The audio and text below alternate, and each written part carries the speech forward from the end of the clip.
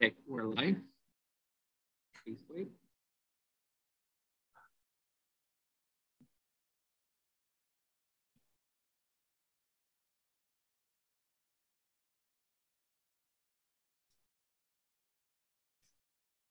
Assalamualaikum warahmatullahi wabarakatuh.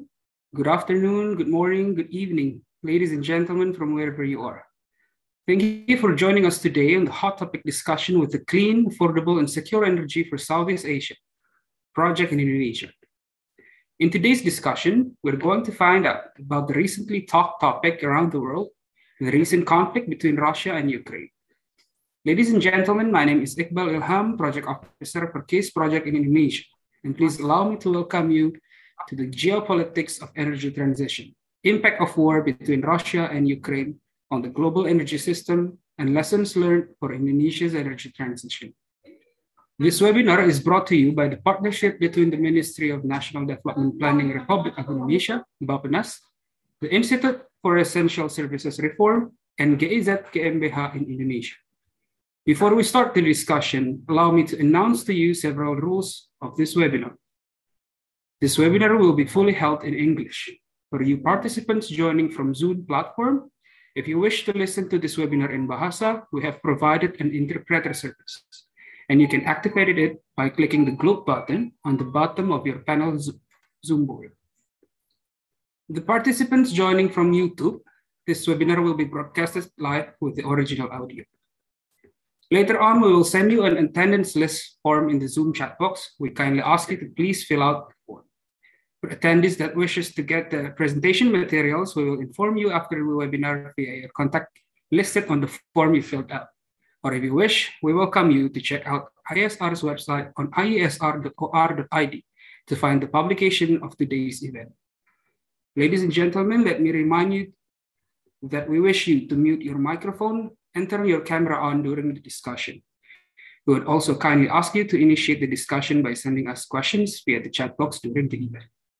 Without further ado, please welcome Mas Agus Praditya Tambobolon, the Project Manager for CASE in Indonesia. Mas Agus, time is yours. Well, good afternoon, good morning, dear participants. As Iqbal has introduced, my name is Agus Tambobolon. I'm currently the Project Manager for the CASE project, the ISR side. So I'll briefly introduce to you what CASE is, and also briefly introduce you what we are going to do this afternoon. Allow me to share my screen. So CASE is a short for Clean, Affordable, and Secure Energy for Southeast Asia. So Southeast Asia means there are 4 countries in the region that participated in this project consortium, namely Vietnam, Indonesia, Philippines, and Thailand. We also have 2 international think tanks that support us. Agora Energy Wind, one of the speakers here comes from this institution, and then we also have the New Climate Institute. In Indonesia, this project is implemented through collaboration between several organizations. We have GIZ Indonesia, we have ISR, but we also have a political partner. So our political partner in this sense is the Directorate of Electricity, Telecommunication and Informatics, or KTI, at the Ministry of Development Planning, Bappenas. Then I have mentioned as well that we have international partners, Agora and New Climate. And of course, we also collaborate with a lot of key stakeholders in Indonesia from various ministries, also touching upon the non-energy stakeholders and also the public, so like the civil society, NGO, think tanks, and even media. But what is actually the target of this project that we have, CASE? So in short, through CASE, we want to change the narrative of the energy transition in Southeast Asia or in Indonesia for our context, that we always rely our discussion based on the evidence. There are 5 outputs from research until the public discourse. And this discussion that we have this afternoon is one of the way for us to reach this output. So we take a look at the hot topics in the region and also in the global. We discuss it, inviting prominent speakers in their field, and also to present facts that help us later on when we discuss, that we know what is actually happening and what can we as a country learn from this situation to help the energy transition in the country. So that is in short the project case that we have, which brings us to the discussion. So as we can see, since the end of February, the impact of the invasion of the Russia into the Ukraine has impacted the fossil fuel, not only in Europe, but also globally. We see the increase in fossil fuel prices. In Indonesia, we see the increase of the oil prices. So that is what we want to discuss. What is actually happening? How does this inflation impact the oil price in Indonesia? Why is the oil price in Indonesia increased? What is the lesson learned that we can take from this? What is the impact for the energy transition in Indonesia? To help the discussion this afternoon, we have invited 3 speakers with us. So the first speaker is Fabian Hein. So Fabian Hein is an analyst of energy, analyst of energy statistics and scenarios at Agora Energy Vendor. Good morning, Fabian. We also have Dr. Widyawan Prawira Atmaja, or Pak Wawan, as I usually call it. Pak Wawan is a lecturer at SBM ITB. He was also Indonesian governor to OPEC 2015-2016. We think it's really relevant to the current situation. Good afternoon, Pak Wawan.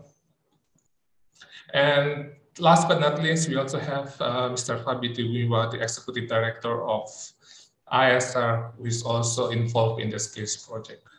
So without further ado, I will start first. Before I start. So I will, this session will not have a presentation. It will be mostly a question and answer. But I also encourage all the participants, if you have a question that you would like to ask to our speakers, please kindly do so, and I will read it later on.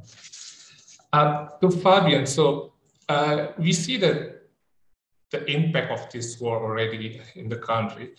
How do you see it, like, has it impacted the energy-wise in the European Union? And what do you think will happen if this crisis continues, or like if the war continues? Thank you, Agus, and thank you for the invite. Hi to all, good afternoon to many of you. For me, it's still morning. As a matter of fact, I'm based in Berlin. It's really good to be here, very looking forward to the discussion around here. So in the EU, there's a lot of discussion going on right now. What we have seen with the escalation of the war in Ukraine is basically the dependence that the EU has had for decades on fossil fuels, especially on fossil fuels from Russia. And this is also why the discussion is very tense, because it is quite difficult for the EU, at least for some parts of the fossil fuels, to quickly reduce the consumption and to quickly reduce the imports from Russia. In the EU, the discussion is a lot around gas, fossil gas. This is mainly due to the fact that oil and hard coal are basically globally traded commodities and can be transported a lot easier than gas, where you actually need the infrastructure, pipelines mainly.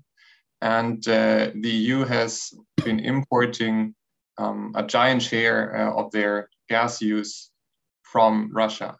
So we see basically, if you compare the numbers, almost more than 90% of the consumption that the EU has comes from imports anyways, and a very large share comes from Russia, almost around 50%.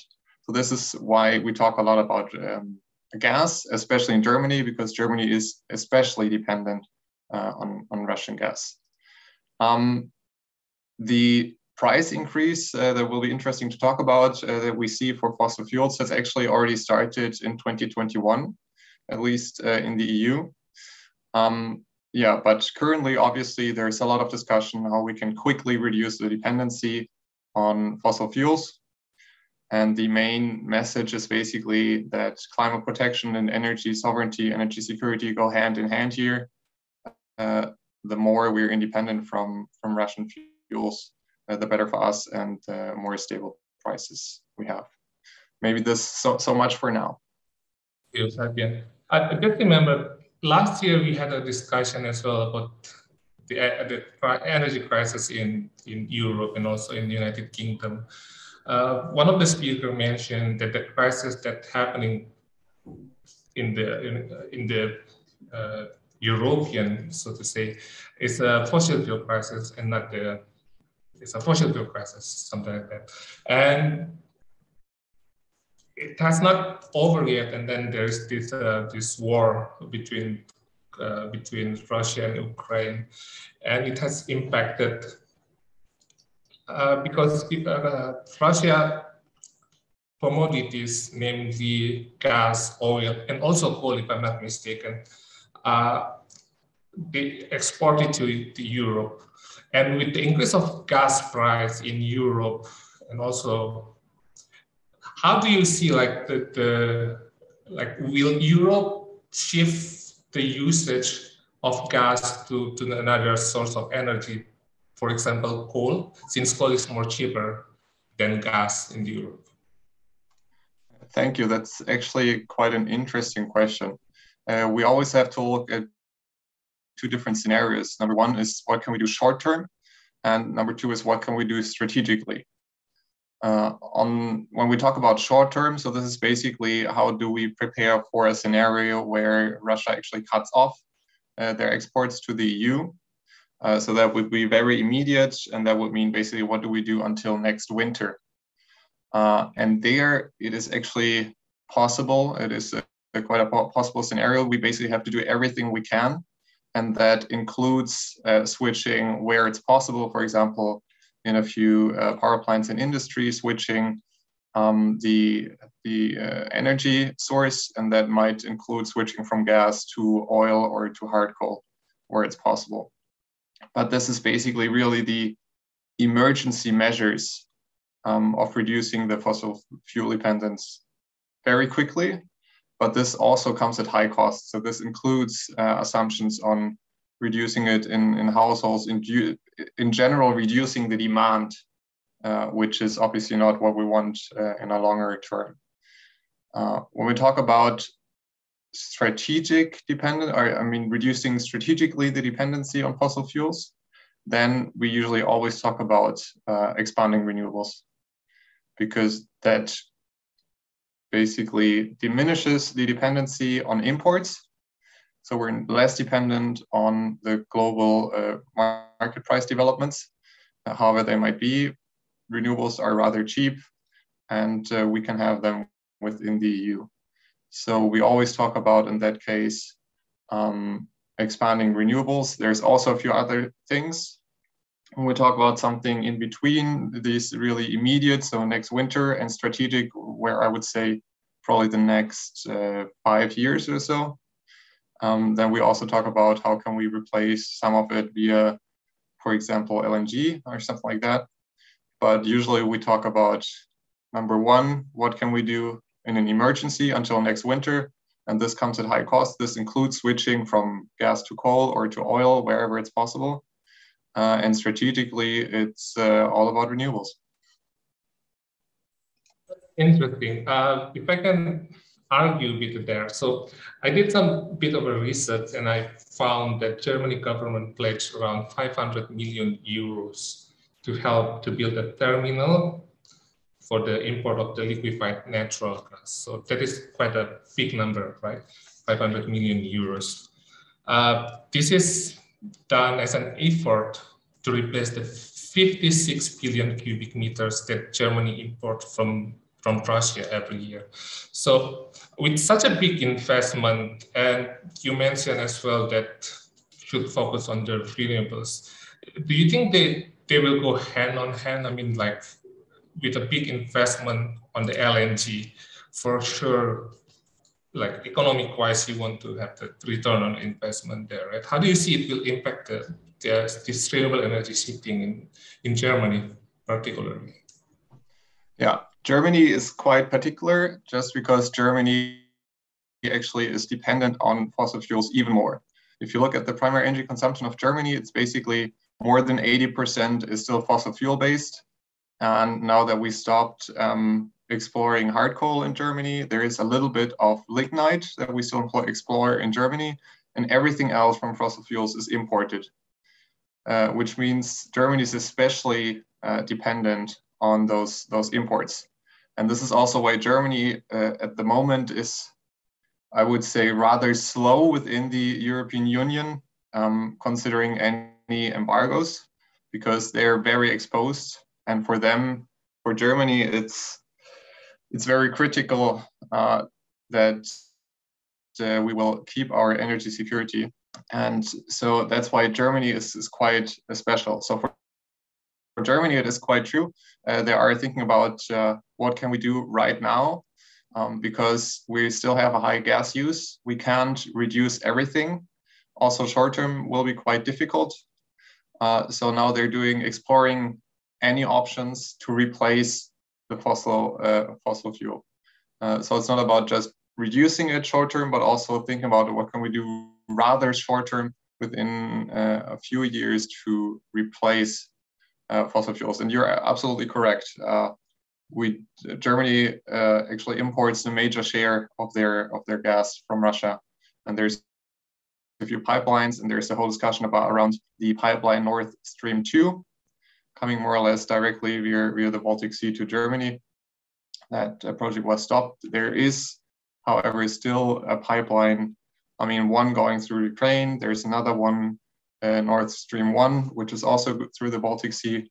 So it's still a tricky situation for Germany. And Germany is actually considering all the options there are. Nevertheless, also their main idea is scaling up renewables as quickly as possible. Everything else comes basically after that.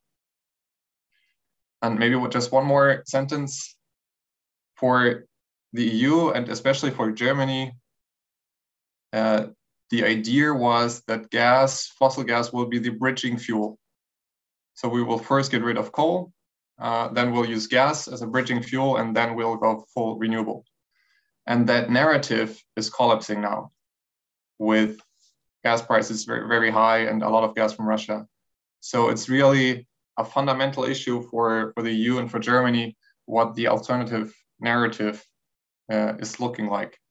How can we actually foster the transition and make it even quicker and not use that much gas?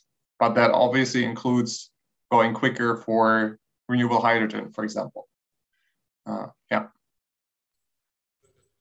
Fabian, I'll go to Pak Wawan next.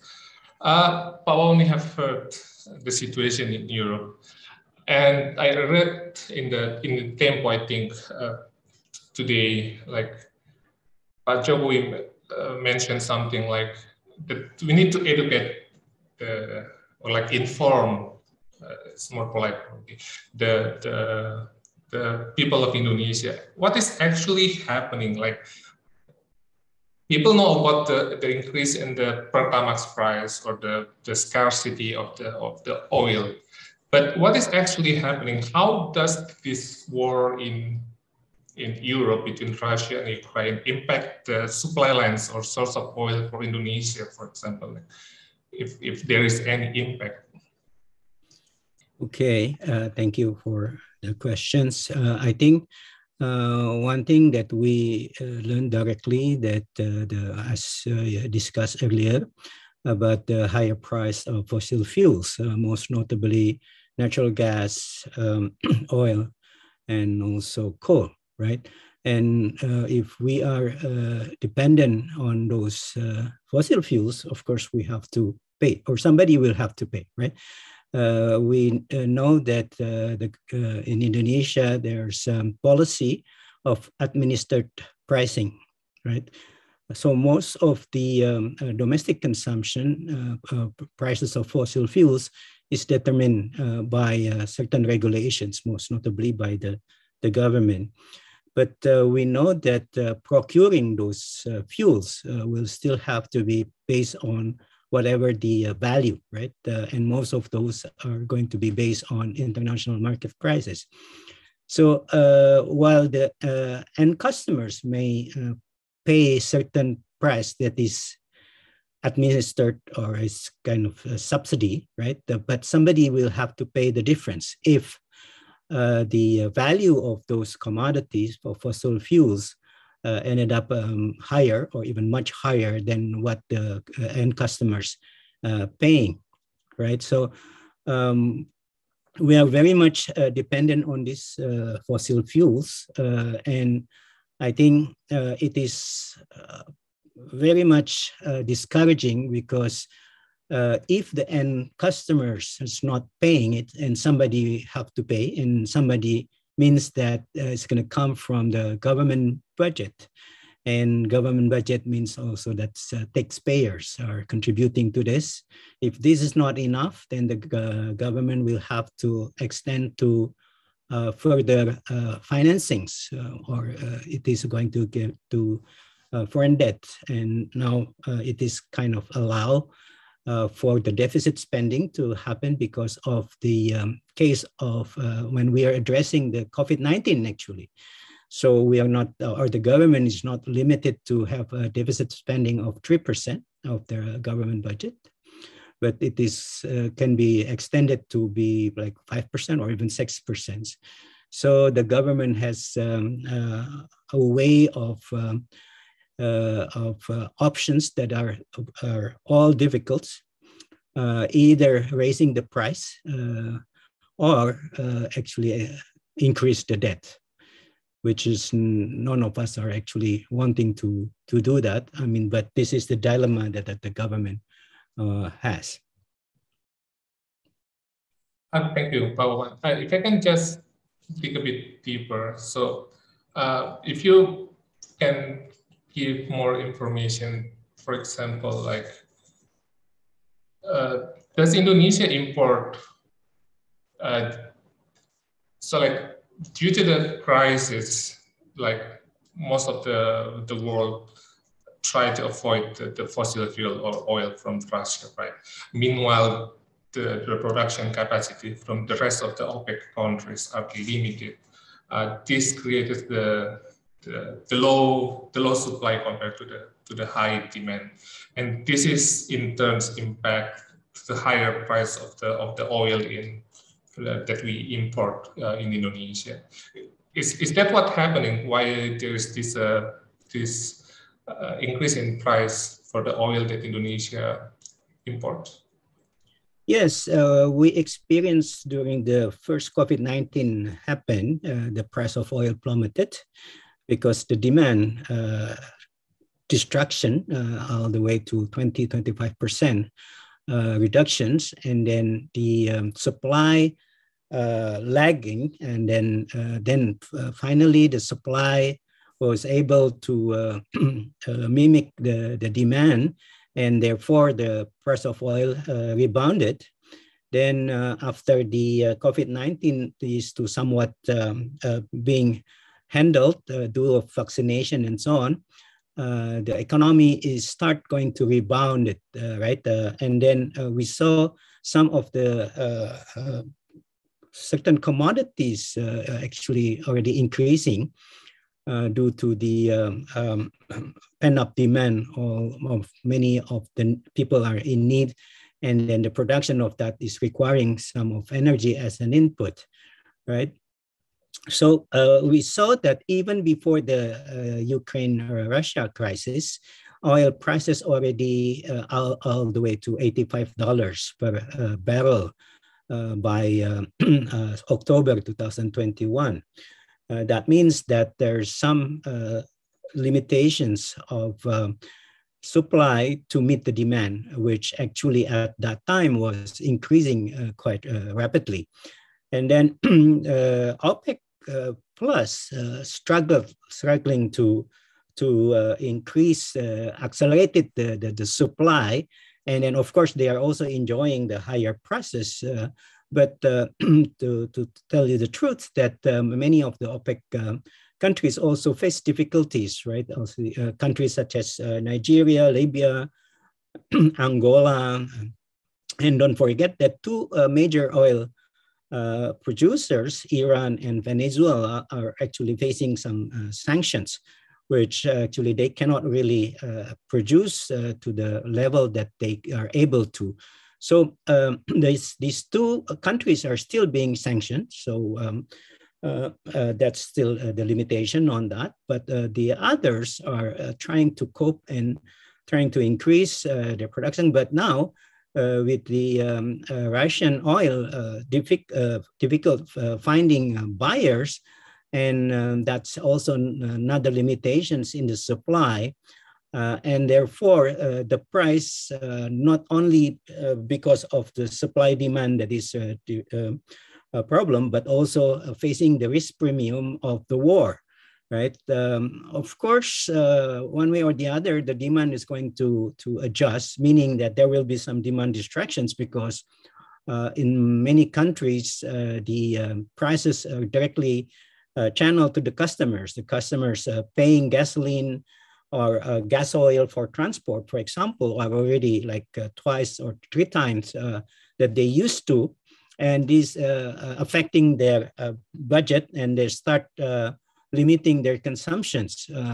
Unlike in Indonesia, where some of us still facing subsidy, including, for example, coal price that is capped, that is being bought by PLN or the domestic industry, that is a lot lower than what the market price indicated.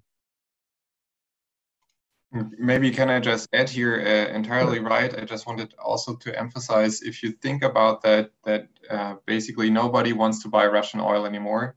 That means the general oil price is increasing. So a lot of nations actually face this dilemma. Either you have to pay more now for oil because the global price is increasing, or you have to buy Russian oil, which is cheaper or will be cheaper, but then you directly finance the war in Ukraine. So either you have the high prices or you finance the war. Okay, thank you, Fabian. Thank you, Pak Wawan. I want to go to Mas Fabi.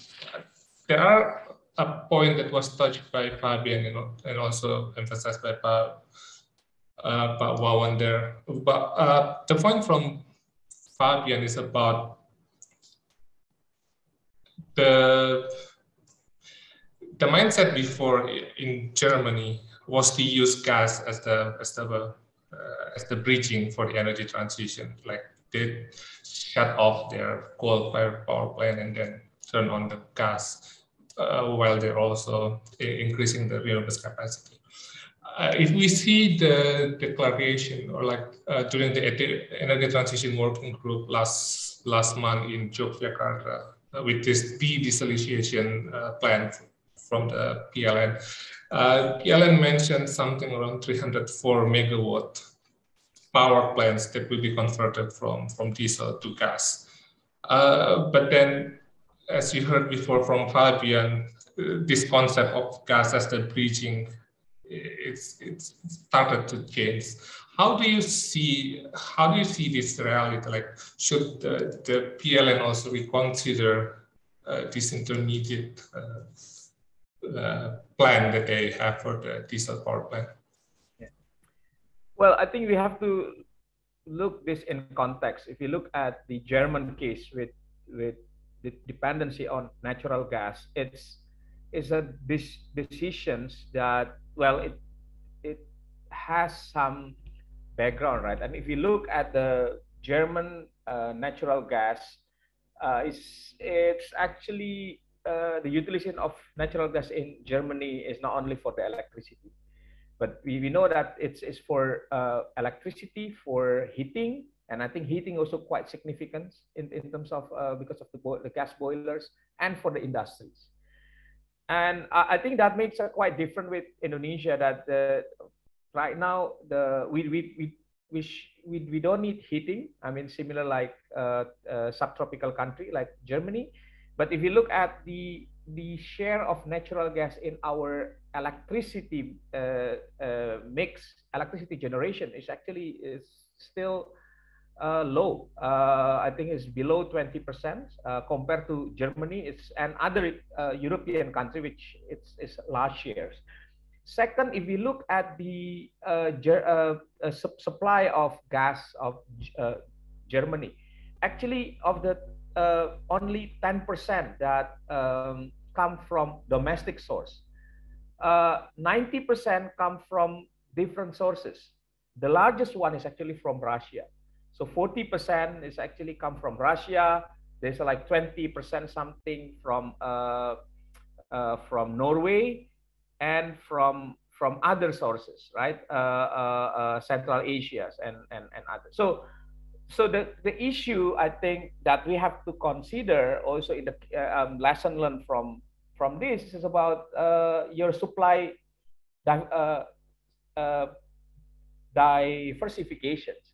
I think one of the problem or one of the mistake maybe I can say now that Germany made is that rely so much on the Russian gas. Well, there should be kind of understanding or there should be reason why Germany made that decision earlier ago, building that infrastructure, including the Nord Stream 2, that the project has been delayed for a couple of years, right? I mean, then um, finally is being canceled. But European built their energy security based on um, the supply of energy, one type of fossil fuel, which is natural gas, and the second reliant on one country, which is Russia. So I think that's the mistake, which I think in this case, I mean that's the lesson learned. I think that we really should take is that energy security is very very important, and it means that you have to diversify your energy resources, diversify in terms of the resources and diversify in terms of the supplier. I think given that, well, IEA based in France, and IEA is kind of the champion of the energy security concept we know since the 1970s.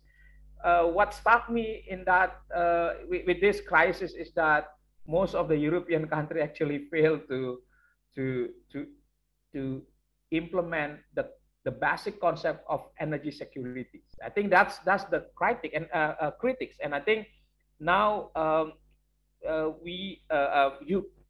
European, of course, need to revise and fix their policies and the infrastructure, which already come to that. Well, so what is the lesson learned for Indonesia? Should PLN replace natural gas? Well, we see that with this crisis, and I think in the next coming years, as we are in the period of transition of the energy transition, you can expect that in the future, even the price of fossil fuel will become more dynamics. Well, there is some implication from current crisis, right? I mean, to give you just a kind of picture, just this morning, I read the news that CNOC,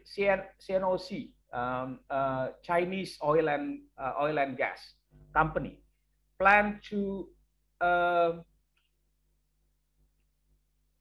out of a project in European, in UK, in US, and in Europe. And the reason for that, they are very afraid that if they operate overseas, it will subject to sanction. And also they has made some decision, I think, to quit from New York Stock Exchange. And the reason because of the sanction. So we see that it surely have some implications to the future investment of oil and gas in that region, right? And once you have this situation, then you will have you could have supply crunch. And this, I think, very, very important, because then when you have supply crunch, the price of oil and gas will be increased again. So this to give you some implications. So again, I think in this situation, you cannot expect that oil and gas price will be lower in the near future. I mean, we should aware that fossil fuel price, and we know that in the commodity market, the fossil fuel commodity price is always linked to each other, right? So you can expect in the future even the natural gas will be higher, and also for the reason that many countries right now see gas, for instance, as the transition fuels. Asia, for instance, I was in the seminar last week, and a couple of ASEAN member countries talk about gas as the transition fuel. So we can expect that in the future, demand for gas is actually will increase, and for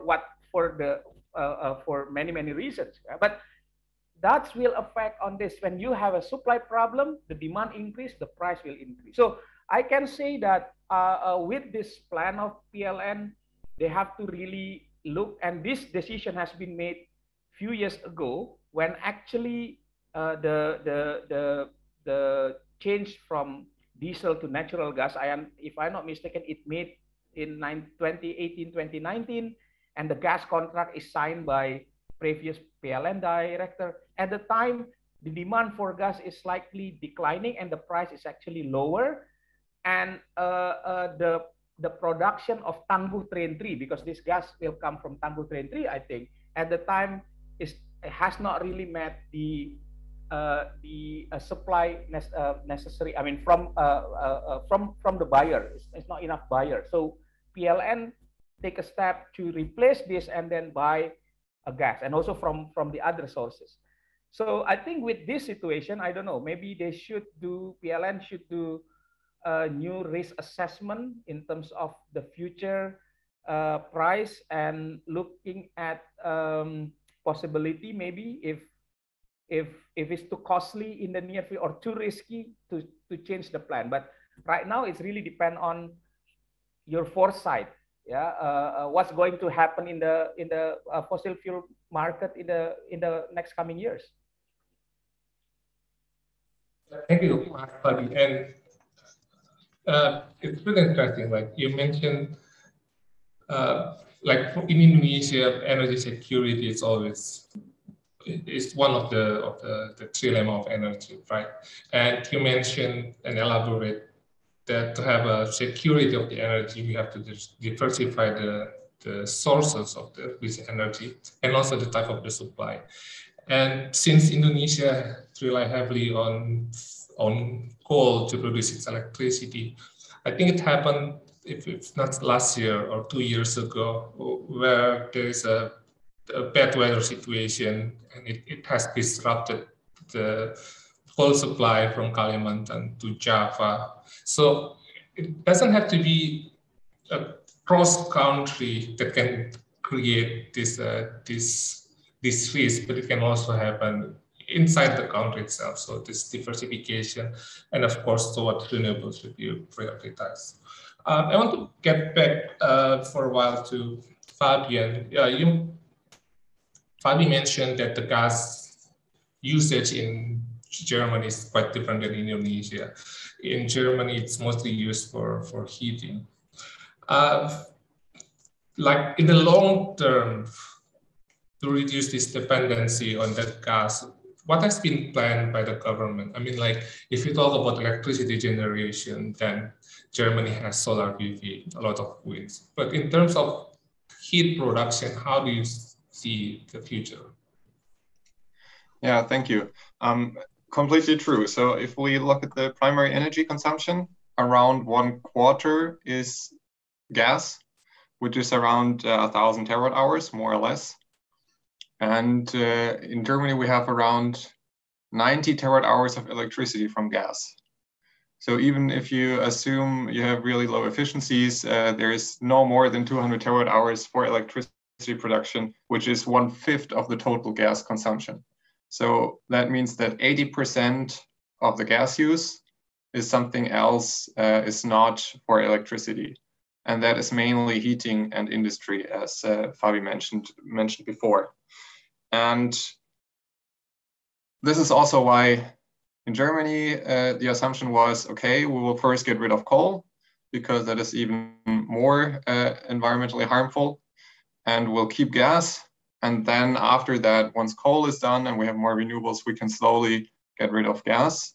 And there the idea was, number one is electrification, which means mainly heat pumps, and also electrification of a few industry processes. This is also heat pumps. This is also using electrification in the steel industry, for example. Number two is energy efficiency. So one, electrification. Number two, energy efficiency, which is still a major thing that can be done in Germany. And then last but not least, it's looking for alternatives such as green hydrogen to replace the remaining parts that cannot be electrified or cannot be reduced via energy efficiency. So we always have this green hydrogen aspect, but as always, we need to use that where we don't have any other alternatives, because the other two options, electrification and energy efficiency, are much cheaper, much easier, and not that much limited. Thank you. Talking about energy efficiency, that's actually interesting.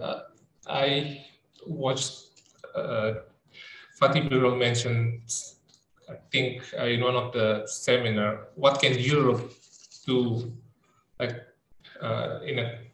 as a short-term measure to reduce the dependency on Europe, on Russian fossil fuels? The energy efficiency aspect. It has a big potential of reducing, I don't know how many percentage, but it's such a big number that it has a big impact. Talking about energy efficiency, how do you see, like, we haven't really talked a lot about energy efficiency in Indonesia, Mas Fabi. Like, we talk about building renewables, increase the not increase, but like to reach a certain point of the electricity consumption per kWh to be fully electrified. But the role of this energy efficiency hasn't been talked that much. Like, what do you think happened here? Like, why hasn't it been talked that much? And like, is there a big potential actually there? Well, I try to explain this from we look at the policies that's going on in the last 2 decades. I think the energy efficiency is being talked and then become a significant policy when we have a crisis. I think it's very clear from the case of Europe right now. Suddenly, energy efficiencies become very, very important. The heat pump, which for years not really has not really well developed, now is like increasing heat pump, and all government provided subsidy or even incentive for the buildings and homeowners to install heat pumps to reduce natural gas. Right? I think in the form of energy efficiency, because it can reduce a lot. And we have seen that European countries now pushing for this heat pump in order to reduce coal. And I think based on the number of analysis that I read, there's a quite significant in terms reducing, as Fabian also mentioned, the need for the gas. So the lesson learned is that energy efficiency only good if you have crisis, if you have energy supply crisis. I think looks similar to Indonesia. In the 20 between 2000 2010 is very interesting. Also, we have a situations. Our electricity supply is not sufficient, right? And at the time, I think in some area there's some brownout. I think only 4, 5, 6 system out of 20, 22, 24 system in Indonesia that actually have enough supply. So at the time, in the 90s, in the 2000s, government encourage energy efficiency, energy conservations. We start, I think, in the 1990s. Even there was a program on replacing light bulb, the incandescent light bulb, at the time with CFL, and it's done by PLN, right? So PLN encourage people to save electricity, and that actually energy efficiency. Government encourage industry to be more efficient, to apply an energy efficient technology. There is a lot of study on this field, funded by multilateral organizations, either World Bank, ADB, IEA, something like that. Even JICA support that. And then we have a situation in the as it's become the concern. So and energy supplies become the concern of the government, right? And then government push forward for increasing electricity capacity. We have 35 gigawatt, and now we are in the age of abundance. I think even right now, as PLN mentioned, we have overcapacities, right? And suddenly, no one really talk about energy efficiency. Even I remember there was a ministerial regulation on ESCO, energy service company, which ISR contributed to it back in 2012 when we had a very much push of the energy efficiency. We also push for this ESCO model for the industry, and that was I think the ministerial regulation enacted in 2014, but in the 2018 during Pak Jonan, that regulation was terminated. So there is no now legal basis for energy service company in Indonesia, which at the time is seen as instruments to help buildings and industry to do energy efficiency measures. So the lesson learned is that either renewable energy efficiency, you need a political will to do it. I mean, it has to be consistent, not only when we have a crisis. But we see in Indonesia, the main problem is actually flip-flopping of the policy. When we have abundance, we forget about it. We have a crisis, we talk about reducing energy consumption and having more efficient energy use. Thank you, Mas Fabi. Talking about this energy efficiency, Pak Wawan, like PLN during the electricity crisis encourages people to save electricity, and now we have this crisis in oil. Talking about crisis in oil, so based on the report that I read, the Indonesian crude oil reference price, which was set up by the MEMR, in March, the price is $113.5 per barrel. As a response, the government has increased the price of the Pertamax since the 1st of April 2022. Even though by Pertamina, not the government. Oh, increased by the Pertamina, sorry. Because it's supposed to be non-subsidized. Correct. Thank you, Pak Wan. Even though some say that the price should have been higher, like to really balance the international price. But if you look at the price of the Mogas 92, which is the variable cost for the Pertalite production, the price is already reaching $117.8 per barrel. But the price of the Pertalite, so far as we can see, has not been increased. So how do you see, like, and a lot of people has shifted from Pertamax to Pertalite.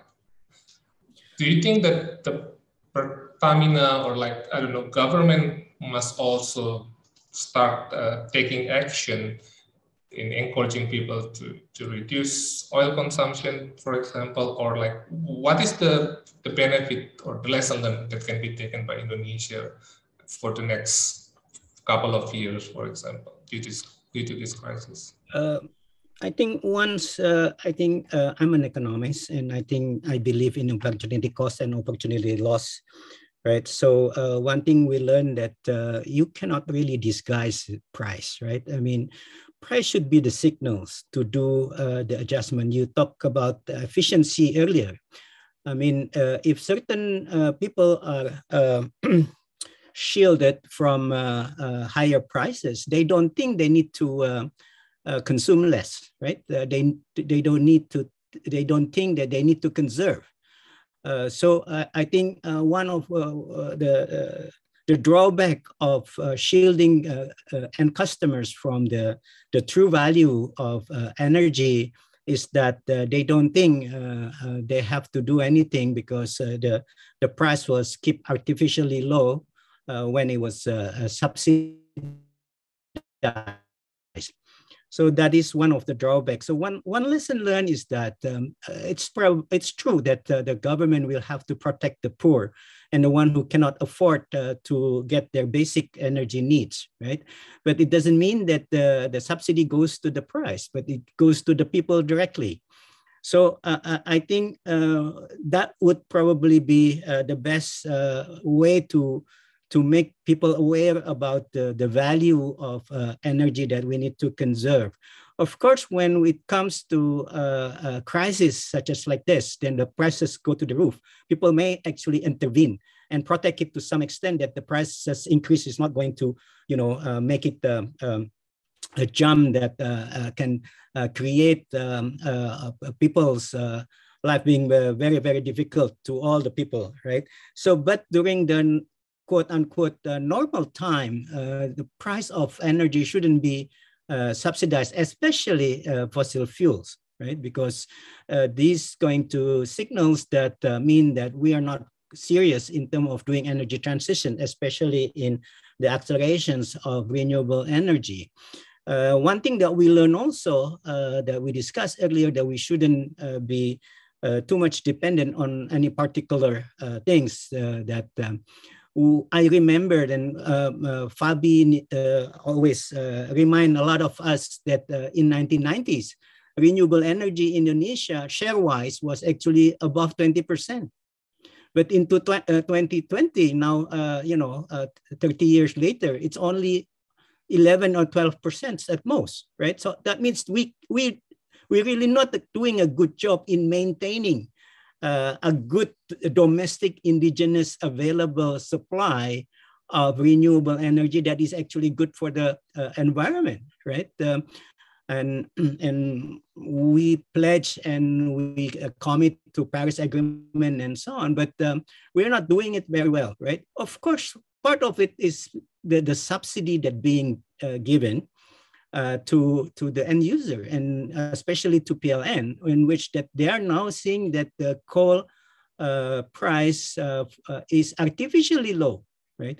And we learned a lot by earlier this year that when this disparity of price is so wide, PLN has difficulty in getting this the supply from domestic producer, even though we are a very large producers of coal. We produce about 600 million tons per annum, and domestic market obligation about 25%, which is 150. PLN is about 125 million tons consumption. But in theory, it shouldn't be any problem to meet domestic demand, right? It's only relatively small compared to what we produce, but we don't get it. I mean, PLN didn't get it at that time, and it requires the government intervention to enforce it in such a way that actually has also some drawbacks, such as credibility in the from the international consumers, such as Japan, Korea, and so on, right? And so I think one of the Fabi is right that when we're not really facing any crisis, we tend to forget, right, that things are there for a reason. Price is there for a reason, to give it signals, whether it's to investor, whether it's to the consumers, that we have to somehow adjust, make the adjustment whenever there are some things that is happening. So I would say that we need to increase the portion of indigenous supply that is plentiful, such as renewable. And we know that as we are experiencing now, fossil fuel prices is so high, and we experience, not that we haven't learned it before, right? Oil price was $150 before in 2004, and we seem to forget about it, right? Then now, because we are also moving to electrified things, right? The price actually also contagious to other fossil fuel as well, including and especially natural gas.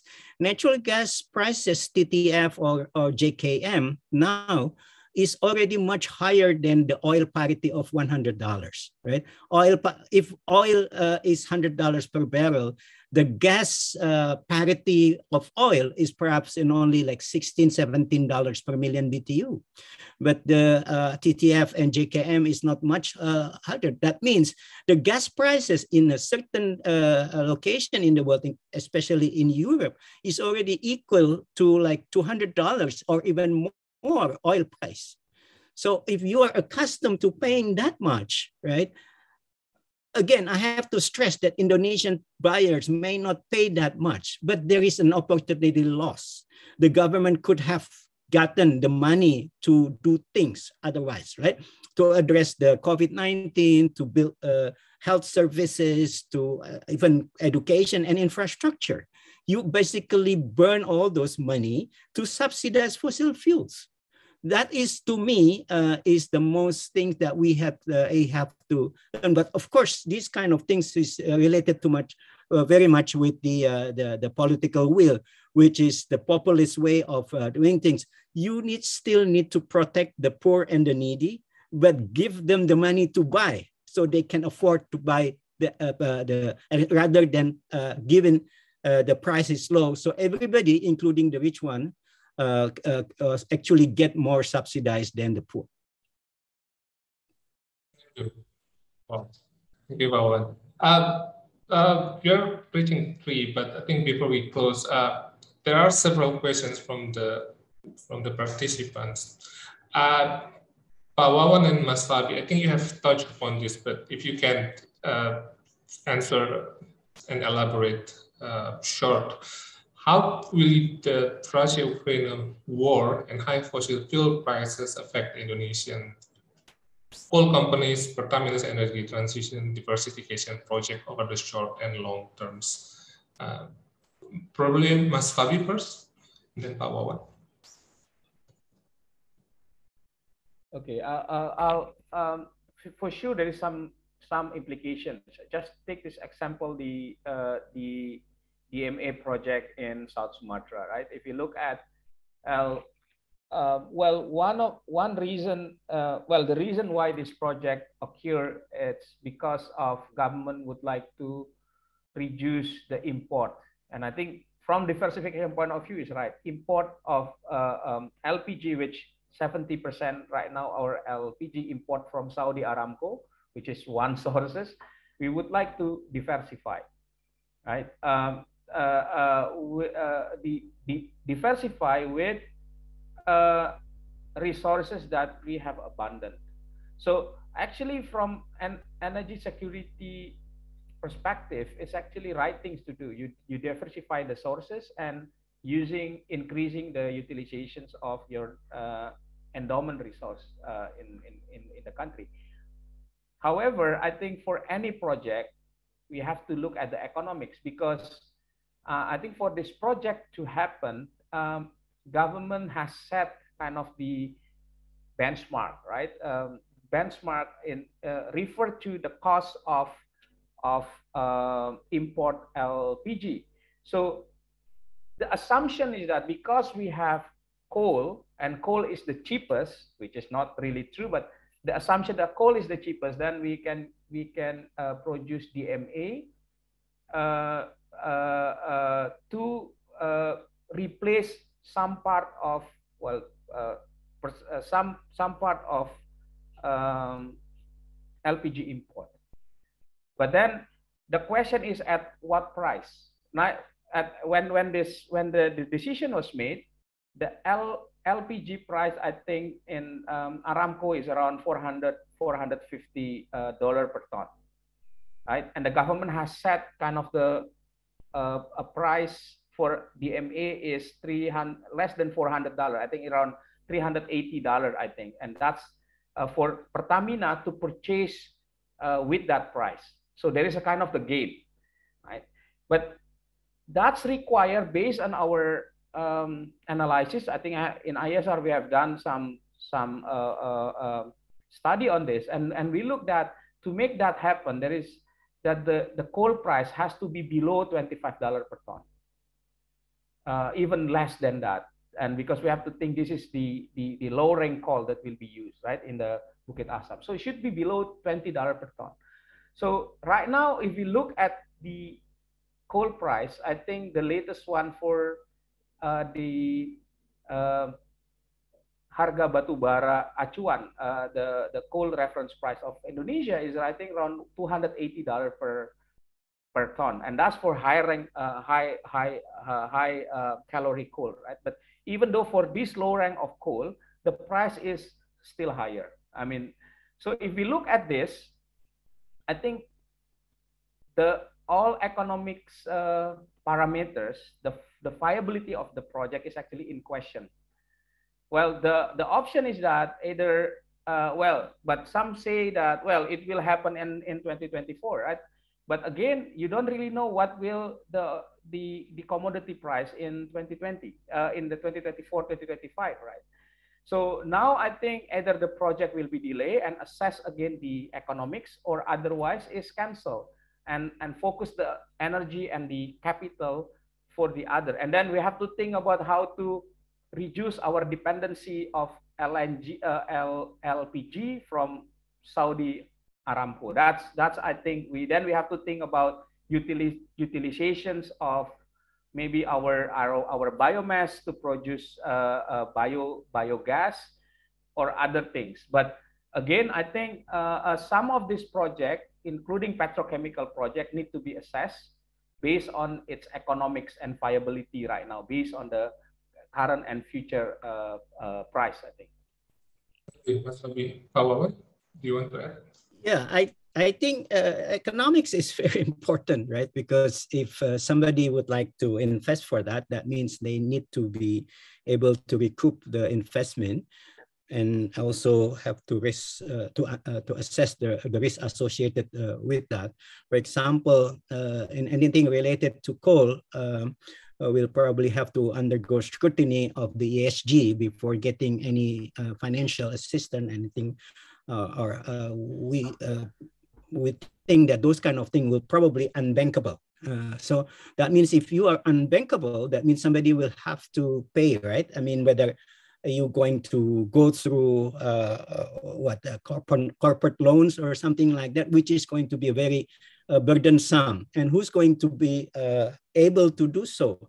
I don't think at the current situations that Pertamina will be able to bear those kind of cost of capital in terms of making it materialize, right?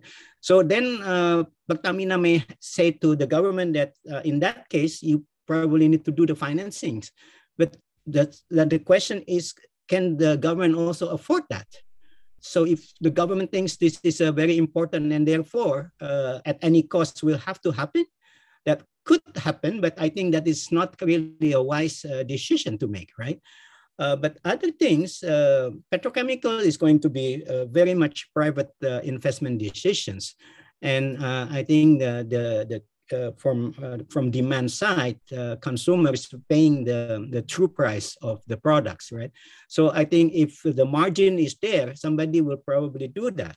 But then again, when it comes to things which is that related to fossil fuels, ESG, and financial sustainability of the SOEs of Indonesia, you really have to think that, if the economic is not there, then it is very, very difficult to go ahead with that.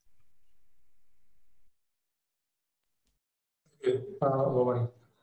Before we close, there is one, and actually before we, I asked the closing statement from all the speakers. There's one question to Fabian. Is there a possibility that Russia is playing long-term scenario to escape themselves from the Paris Agreement commitment if they have won on reaching the net zero emission? I mean, it's very hard to assess exactly what the long-term plan is of Russia. I really don't want to believe that their main idea is to avoid carbon pricing, more or less, or to avoid the cost of climate protection. I think that would be a little far stretched, but yeah, you can never be sure at the moment, for sure. Okay. Before I go to the closing statement from all our speakers, there are 3 points that I have captured here. Fossil fuel price should not be subsidized. It has to be open, like based on the economic values to keep the real value and help the market determine. The second one, we haven't done a really good job at maintaining the usage of the sustainable energy in Indonesia. As Pawawan mentioned, 20 years ago, we have 20% renewable share in our electricity or energy, but now we only have 11%. So we have a decline in there. And the last one, what we need is a policy that is not responsive, like the example with converting converting coal to gas. But what we need is actually a policy that is carefully planned, that is well thought for the long term. So with that, I would like to ask all our speakers to give their closing remarks. How do you see, or like if you can, the impact of this war and how Indonesia in its energy transitioning towards renewable energy pathway should learn from this, like from Germany or from another European countries. Fabian, if you... Sure, thank you. So maybe looking at the big picture, I think this was slightly mentioned before, but basically over the last decades, energy has been abundant and thus it has been very cheap. This is a reason why we didn't look at energy efficiency. This has driven global economic development.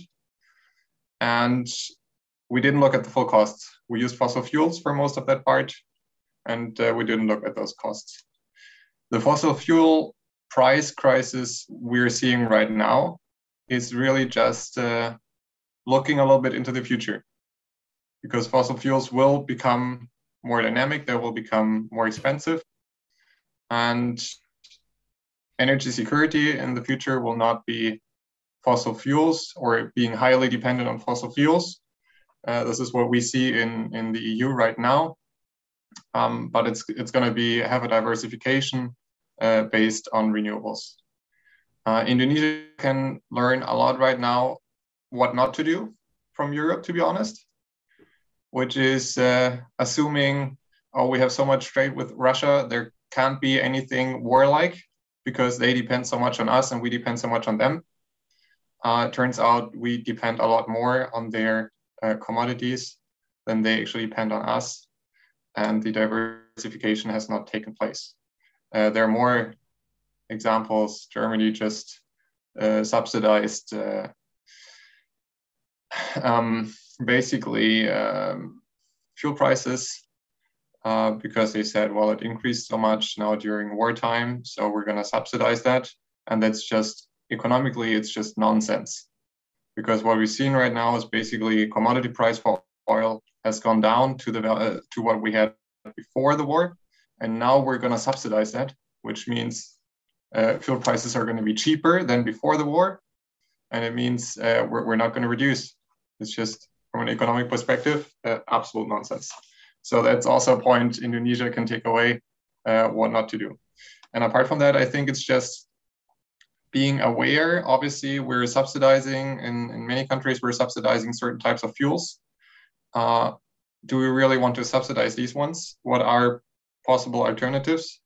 And if we really look at the risks, the dynamic price developments, we need to really assess, or Indonesia can assess a little more realistically what are actually possible options moving forward. Thank you. Pak Wawan? Okay, so if you relate it to the current crisis, Russia, Ukraine, like it or not, it's already here. We have to face it. We don't know how long it's going to take. And I think the more important implication of that is whether the energy commodities coming from Russia is going to be sanctioned or not. Currently, it's not being sanctioned simply because if it's sanctioned, then Europe is not going to get their gas, right? Very simple.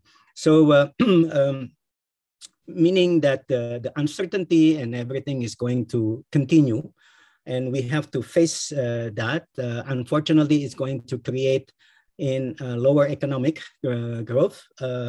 We have to face a lot of things that is going to be not very good, especially that we are still fighting with the COVID-19 situations. On the energy security front, it is unfortunate that I think energy security means that we need to have some buffer. And unfortunately also that I think this buffer is going to get more expensive, and then the availability is in jeopardy. And that means that it's probably wise for us to increase our dependence on indigenous plentiful sources such as renewable, that is going to get those kind of volatility in prices, right? So I think it is, if we think that it's going to be, it's an investment to have more renewable in place, but the benefit is very clear that we are going to get exposed too much with those volatility in the fossil fuel prices. So I think there's supposed to be a switch in mindset in the policymakers in the government in terms of making sure that we are shifting or gearing towards more indigenous renewable bias rather than keep continuing our dependence on fossil fuels, even though that we are still have some abundance in it, for example, in the case of coal, and to much lesser extent in natural gas. Thank you, Pak Wawan. Mas Fabi? Three things.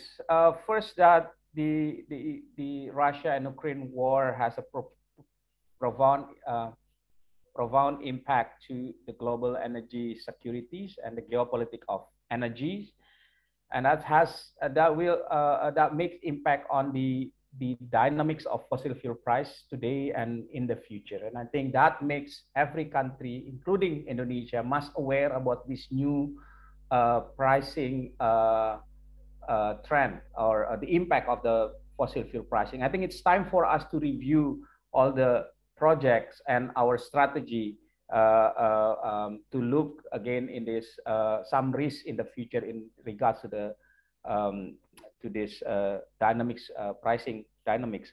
Second is that based on the experience that we have seen so far, renewable is resilience. I think country or system that with more renewables is more resilience in terms of price and in terms of supply. I think some countries that with a larger share of renewable energy, I think can really reduce the impact of high price right now in terms of the electricity. And we can see that from the number of European countries. The third is that I would like to say that scaling up renewable takes time and political will. It requires consistency despite the number of priorities that development priorities that government facing. And we have seen that a lot, that this citizen has their own idea of priorities. We're dealing with COVID, we're dealing with poverty, we're dealing with, in Indonesia, the rising of cooking oil. It's all priority issue for ibu-ibu, for every household, right? And we deal that the the expense, our daily expense increase because all the food commodities also increase because of this. But again, I think it's very, very important for policymakers to stay put, to stay on target with the energy transition, increasing renewable, increasing energy efficiencies, and that should be the main priority while handling other priorities, which, you know, much more relevant with the current life of people in Indonesia. But I think this is our opportunity to expand clean energy even higher. And I think last point I would like to make is that for the because I also sit as a chair of co-chair of C20, and ISR hosts the environment, climate justice, and energy transition working group under C20. We would like to see very much that government really push for every country. I think in the G20 should have renewable energy target as one of the outcome of this upcoming G20 summit. Thank you. So all, ladies and gentlemen, all participants, that concludes our discussion. As a moderator, I would like to thank all the speakers, Fabian, Pak Wawan, Mas Fabi. And yeah, I will hand it back to Iqbal. Right, thank you, Mas Agus. And also thank you, Pak Wawan, Mas Fabi, and Fabian for the insightful learnings for us to understand better this intertwining energy transition issue. Before we close this session, please allow us to invite you for a virtual group photo session. We kindly ask you to open your web camera to join this forum. Our team will soon help to capture the photo. Okay. While waiting, let me remind you to please kindly fill out the attendance form sent on the chat box. Okay. I think we're ready. Right. Photo time on my count. 3, 2, 1. All right. And I think one more time for the second page. On my count. 3, 2, 1. Okay, ladies and gentlemen, finally, we are at the end of this event. Let me remind you to visit our website, iesr.or.id, and follow our Facebook page. You can type search for clean, affordable, and secure energy, or at Case4C. Thank you so much for all the attendants and participants in this webinar event. We wish you the best, and we look forward to meeting you again in other occasions. Wassalamualaikum warahmatullahi wabarakatuh. Goodbye. Thank you so much. Salam.